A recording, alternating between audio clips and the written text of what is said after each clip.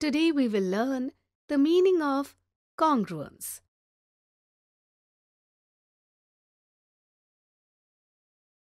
Many times we see such figures around us, which are very similar to each other. Look at these two leaves. Is there any difference? Think. If you look carefully, you will find that they are exactly the same. If we place them on top of each other, they cover each other completely. One shape completely covers the other shape only in one condition. When the shape and size of both the objects are same. So such shapes that are completely equal in size and shape are called congruent shapes. The relation of two figures being congruent is called congruence, and we use this sign to show this relationship. Keep in mind that like 2D shapes, 3D shapes can also be congruent. For example, these two cones which have equal size and shape are therefore congruent. In this video, we will only discuss congruency of two-dimensional shapes. If we talk about these shapes, then here also you can see that the sizes and measurements of both are found exactly same. So both these shapes are also congruent. Now look at these two shapes of keys. Do you think that this is also congruent? Think. To find out, we will try to keep one shape properly on the other. As you can see, the two keys do not cover each other completely. That is, they are not equal in size and measure, so it is not congruent. We use this symbol to show that the two figures are not congruent. Now, by looking at the pictures given, find out which pictures show congruent shapes and which pictures do not have congruent shapes. Pause the video and solve it yourself. Can you tell that how can we make a congruent shape of a given shape? Think. Let us tell you. We can make it by trace copy and using carbon paper. With the help of geometry, we can draw a congruent shape of any shape by composition.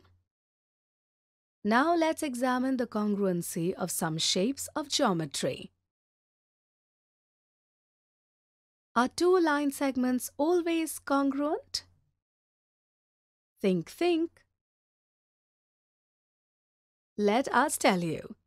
The lengths of line segments are limited. When the two line segments have the same length as here, the line segment AB is equal to 3 cm and the line segment CD is equal to 3 cm. Then they cover each other completely. In such a situation, they are congruent. If the lengths are not the same, say the line segment EF and that is equal to 3 cm and the line segment GH that is equal to 5 cm, then they do not completely cover each other. So in such a case, two line segments are said to be not congruent. And we write it as this. Therefore, the congruency of the line segments is checked only on the basis of their length. No matter what the position of the line segments are, if the lengths of the line segments are equal, then they are congruent. On the contrary, we can also say that if two line segments are congruent, then their lengths are equal. Now let's talk about congruency of angles. Look at these two angles. Both measure 30 degrees. Are these congruent? Let's find out. We will create angle PQR on trace paper and place it on angle AOB. On adjusting, we see that vertex Q is covering vertex O, arm QP to arm OB, and the arm QR completely covers the arm OA. This shows that both the angles are congruent. That is, angle PQR is congruent to angle AOB. Now suppose the length of OB was more than the length of QP, then in such a situation, angle PQR and angle AOB would be congruent? Think. Keep in mind, it does not matter what the lengths of the sides of the angles are. If the measurements of the angles are equal, then the angles are called congruent. That is, the congruence of angles is based on the measurement of angles. That is, if two angles are equal, then they are congruent. On the contrary, we can say that if two angles are congruent, then their measurements are equal. If the two angles whose measurements are not equal, they cannot be placed one above the other in any way, so that the vertices and sides of one angle are exactly on the vertices and sides of the other. In such a situation, two angles cannot be congruent. In the next video, we will understand the congruence of triangles in details. Today we learnt the meaning of congruence. In the next video, we will learn congruence of triangles.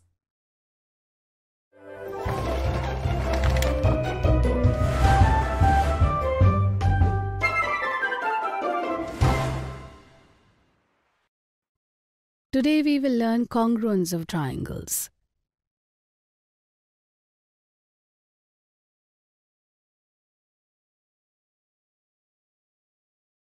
Suppose we draw two triangles, triangle BCD and triangle OPQ from the same set square. Since both are drawn by the same set squares, we can say that their shape and size are equal. We know that when two figures are similar in size and shape, then they are congruent. In this way, triangle BCD and triangle OPQ are congruent. If we cut these triangles, then their congruency can be checked by placing them one on top of the other. But we cannot place them one on top of the other as we wish. We also have to adjust them properly, keeping them one on top of the other so that they cover each other accurately.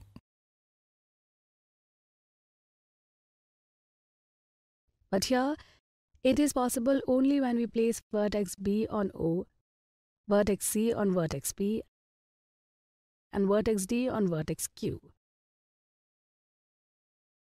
Only when doing so, triangle BCD completely covers triangle OPQ. And it is clear that triangle BCD and triangle OPQ are congruent. In this way, in the context of congruency, we need to take care of matching or correspondence of the parts of the triangle. For example, here the correspondence of the vertex is as follows: B correspondence O, C correspondence P, D correspondence Q. These are the vertices that cover each other completely. Similarly, here we can see the correspondence of the sides as well, which we will show as BC correspondence OP, CD correspondence PQ, and BD correspondence OQ. Similarly, here we can also see the correspondence of angles, which we can show in this way.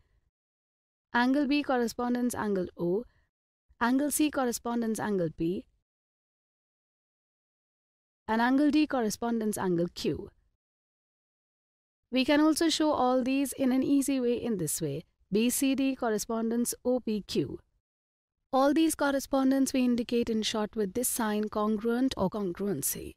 We take care of matches or correspondence when showing the relation of congruency. Therefore, we can show the congruency of the given triangles in this way. Triangle BCD is congruent to triangle OPQ. Triangle CDB is congruent to triangle PQO. Triangle DBC is congruent to triangle QOP because corresponding parts of triangles are taken into consideration. But with respect to congruency, we cannot show in this way because corresponding parts of triangle are not taken into considerations. That is, if we try to put the vertex B on the top of vertex P, the vertex C on the top of vertex Q, and the vertex D on the top of vertex O, then we know that the two triangles do not cover each other. By understanding correspondence, we can find out which corresponding vertices, corresponding angles, and corresponding sides are in congruent triangles. Looking at these correspondence, we can tell that here are the pairs of corresponding vertices: vertex B and vertex O, vertex C and vertex P, and vertex D and vertex Q. Pairs of corresponding angles are angle B and angle O, angle C and angle P, and angle D and angle Q. Similarly, there are pairs of corresponding sides BC and OP, CD and PQ, and BD and OQ. When two figures, such as two triangles, triangle BCD and triangle OPQ, are congruent, in such a case the corresponding parts are equal. Therefore, we can say that angle B is equal to angle O, angle C is equal to angle P, and angle D is equal to angle Q. Similarly, the side BC is equal to side OP, side CD is equal to side PQ, and side BD is equal to side OQ. Now suppose triangle ABC is congruent to triangle DEF. Can you tell what are the corresponding vertices, corresponding sides, and corresponding angles in both triangles? Find it yourself. In each case, we cannot find out whether both triangles are congruent or not by placing one triangle on the other. In such a situation, the restrictions of congruency of triangles help us. We will learn them in the upcoming video. So today we learned the congruency of triangles. In the next video, we will see examples related to congruency.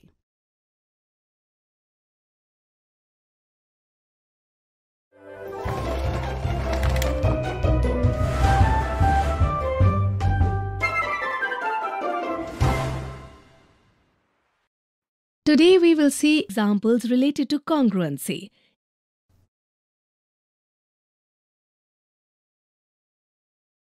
Example 1. Two triangles, triangle ABC and triangle YZX, are congruent by matching or correspondence. Find all their corresponding congruent parts. We are given that the summation ABC is matching with YZX and triangle ABC is congruent with triangle YZX. ABC is matching with YZX when the vertices ABC of triangle ABC are placed on vertices YZX of triangle YZ and X in the same order, then they cover each other completely. Hence, the corresponding congruent vertices are A is matching with Y, B is matching with Z, and C is matching with X. When the arms AB, BC, and AC of triangles ABC are kept over YZ, ZX, and YX of triangle YZX, then they cover each other completely. So the corresponding congruent sides of two triangles are AB is matching with YZ, BC is matching with ZX, and AC is matching with YX. Will you now be able to find the corresponding congruent angles of triangle ABC and triangle YZX? Think. Let us tell you. Their corresponding congruent angles will be A is matching with Y, B is matching with Z, and C is matching with X. Example 2. If triangle ABC is congruent to triangle DBC and ABC is matching with DBC, find the measure of angle A in the following figure. Here, ABC is matching with DBC and triangle ABC is congruent to triangle DBC under this combination. Here, angle A and angle D are the corresponding angles of congruent triangles. Triangle ABC and triangle DBC. Can you tell what the relationship between these angles will be? Think. Absolutely correct. Since the corresponding parts of congruent triangles are equal, we can say that the corresponding angles of congruent triangles, angle A and angle D, will also be congruent. You must remember that the sum of all angles of any triangle is 180 degrees. So in triangle DBC, angle DBC plus angle DCB plus angle D is equal to 180 degrees. Here, angle DBC is equal to angle DCB is equal to 70 degrees. Therefore, 70 degrees plus 70 degrees plus angle D is equal to 180 degrees. Angle D is equal to 180 degrees minus 70 degrees plus 70 degrees. Angle D is equal to 180 degrees minus 140 degrees. Angle D is equal to 40 degrees. Because angle D is equal to 40 degrees, and according to the first statement, angle A is congruent to angle D, therefore, we can say that angle A is equal to 40 degrees. Today we saw examples related to congruency. In the next video, we will learn about some misconceptions related to same.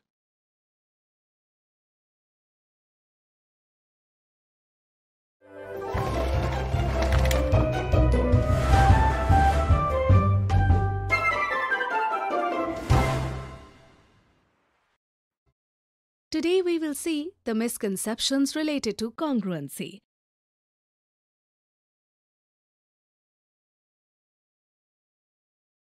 Misconception 1. The teacher drew the following figure on the board and asked the children, "Are the following line segments congruent?" To which Meera replied, "No," whereas Natasha replied, "Yes." Find out who gave the correct answer.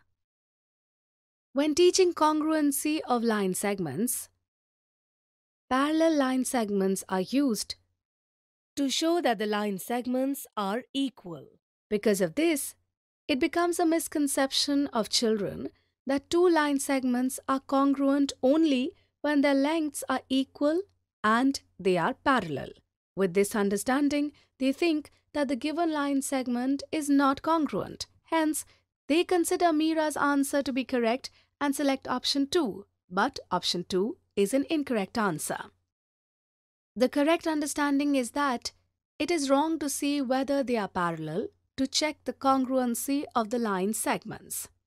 So, here if one line segment is placed on another line segment, then we see that both line segments overlap with each other.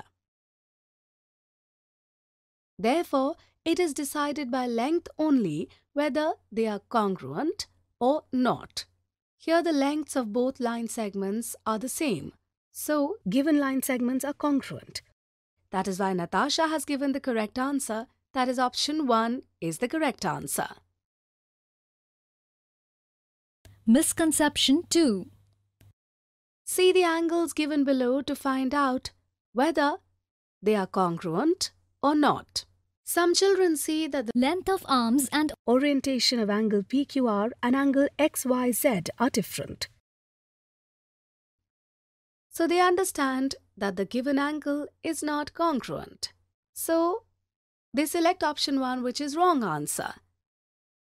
The correct understanding is that if the measurements of the angles are the same, then they are congruent, no matter how long the lengths of their arms are or how the position is. Here, angle PQR and angle XYZ measure both these angles at 50 degrees. Hence, angle PQR is congruent to angle XYZ. Here, option 2 is the correct answer to this question. Misconception 3. Are the triangles given below congruent or not? Some children notice that the angles of both the triangles have equal measures, so they think that the given triangles are congruent. And they select option 1 as their answer. Let's find out the answer given by them is right or wrong. If we place one triangle on another triangle, we will find that they do not completely cover each other, even if the corresponding angles are equal. So can we call them congruent? Think.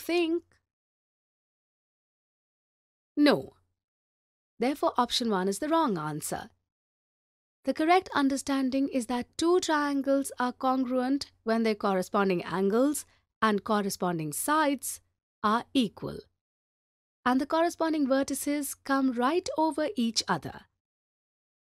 Since the lengths of the sides are not equal here, so here triangle XYZ is not congruent to triangle ABC.